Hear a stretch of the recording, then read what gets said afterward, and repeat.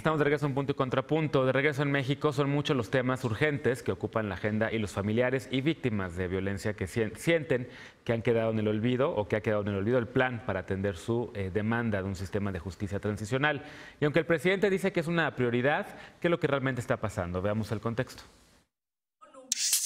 Desde septiembre pasado, tras la realización del diálogo por la paz, defensores de derechos humanos, familiares y víctimas de la violencia han insistido al gobierno federal en su demanda de un sistema de justicia transicional. A la fecha, el presidente López Obrador solo se ha reunido con los padres de los 43 normalistas de Ayotzinapa cuando decretó la integración de una Comisión Nacional de Búsqueda de los normalistas desaparecidos. En varias ocasiones, el mandatario ha insistido en el perdón y el olvido que organizaciones y académicos han rechazado. Este martes, los participantes en el diálogo por la paz entregaron a la Secretaría de Gobernación y a la Secretaría de Relaciones Exteriores sus propuestas de políticas públicas sobre verdad, justicia y reparación a través de 5 ejes. 1. Comisión Nacional de la Verdad. 2. Creación de un mecanismo internacional contra la impunidad. 3. Nuevo modelo de reparaciones. 4. Mecanismo de protección a víctimas y testigos. 5. Sistema de participación de víctimas y sociedad civil en el diseño e implementación de políticas públicas. Durante su conferencia de prensa esta mañana, López Obrador dijo que la atención a las víctimas es un tema fundamental para su gobierno y que ya hay un plan de trabajo que será informado por el subsecretario de Derechos Humanos de la Secretaría de Gobernación, Alejandro Encinas. Roberto Cabrera, titular de la Comisión Nacional de Búsqueda, reconoció que en México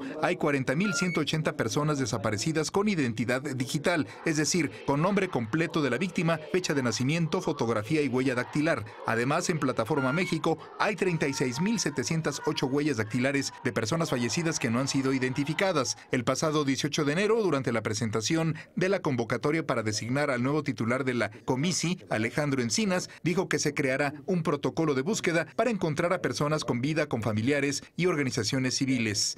Se han presupuestado 400 millones de pesos, que es un avance muy significativo, más aún cuando el presupuesto a la comisión en el 2018 fue de 0 pesos.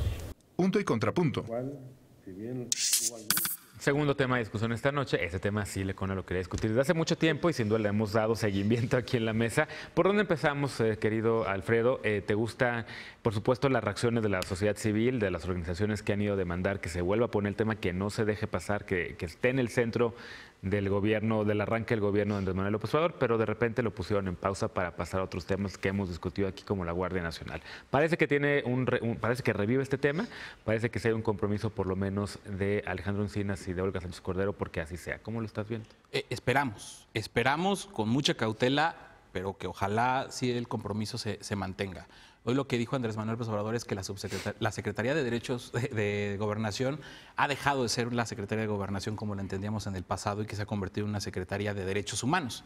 Eso es lo que le dijo, y aquí es donde es importante la cronología, es lo que le dijo a las víctimas el 14 de septiembre. Sí. La primera vez que Andrés Manuel acepta, primero que nada, un mecanismo internacional contra la impunidad, que la ONU colabore para instalar un mecanismo que investigue casos de graves violaciones de derechos humanos, fue el 8 de mayo, cuando todavía había campaña.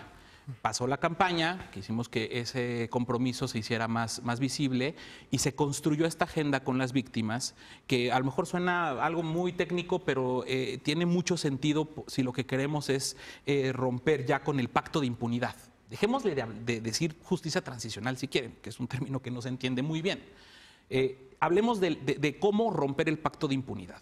Lo que proponen las víctimas y quienes les acompañan es la creación de una Comisión Nacional de la Verdad, no nada más Ayotzinapa, por supuesto que Ayotzinapa importa, pero tiene que... Pero ya estaba la Comisión de la Verdad en el plan de la 4T, ¿no? En la plataforma. No estaba en la plataforma, fue un compromiso que sí aceptó. Okay. De hecho, desde campaña muy escuetamente, pero lo aterrizó y dijo absolutamente sí a la Comisión de la Verdad, a este mecanismo internacional contra la impunidad, a un nuevo modelo de reparaciones para las víctimas y a una unidad de protección de víctimas y testigos, porque algo recurrente que nos cuentan las víctimas es cómo están desprotegidas todas aquellas personas que tienen información de estas redes de macrocriminalidad y que por miedo, obviamente, no se acercan a contarlo o se acercan a contarlo a la autoridad y los matan. Entonces, esos son prácticamente los ejes. Entonces, decía yo que lo importante es hablar de romper el pacto de impunidad, porque son esas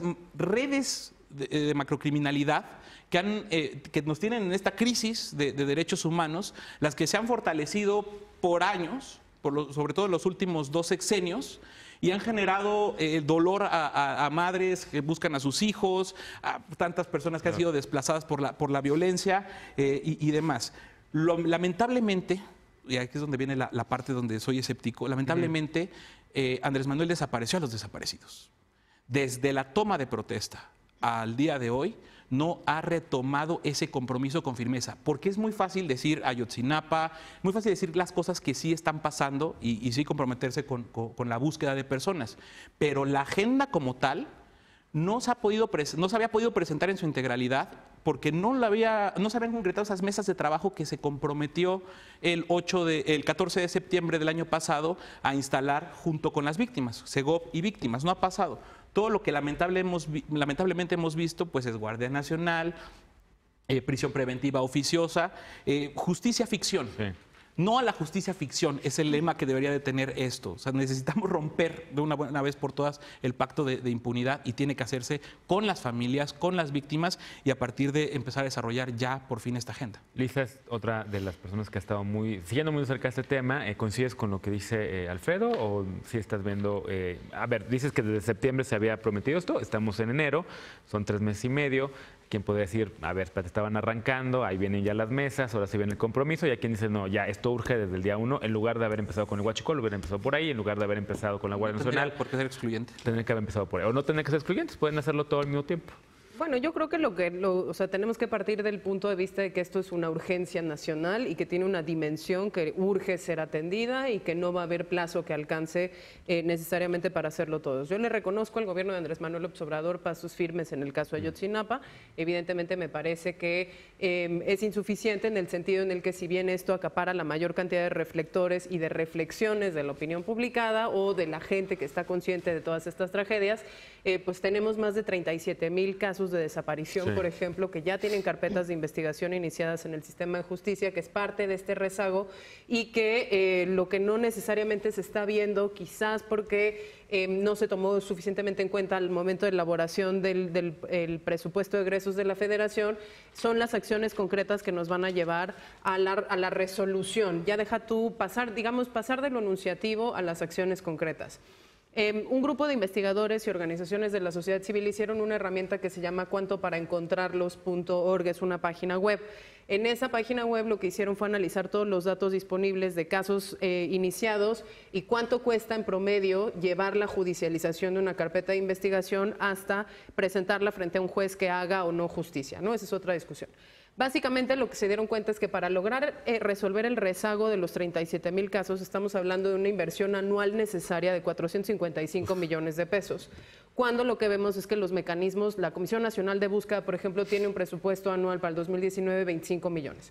Entonces, si bien hay un compromiso discursivo, si bien las víctimas se nos dijo durante todo el proceso de transición que llevan centralidad en el gobierno de Andrés Manuel López Obrador, lo que falta es pues ya ponerle los pesos para que las instituciones puedan resolver no solo el rezago, sino además atender todos aquellos casos que se nos van a ir juntando desafortunadamente también en lo que vaya siendo parte de este sexenio. En ese sentido, pues yo haría el exhorto a que se tome en serio esto, se aumenten las partidas presupuestales, se reviertan esos rezagos y eso está muy mezclado con las discusiones que hemos tenido hasta el cansancio en esta mesa sobre funcionamiento de la Fiscalía y sobre otras políticas que quizás contravienen la centralidad de las víctimas, como tiene que ver pues precisamente con el tema de la Guardia Nacional, sí, donde han estado particularmente ausentes. A ver, Eder, ¿por dónde empezamos con este tema? Por un lado, la austeridad y en efecto el tema de los presupuestos, que ya evidenció aquí Lisa muy bien, todo el dinero que es requerido para realmente poner esto en marcha, que se haga bien.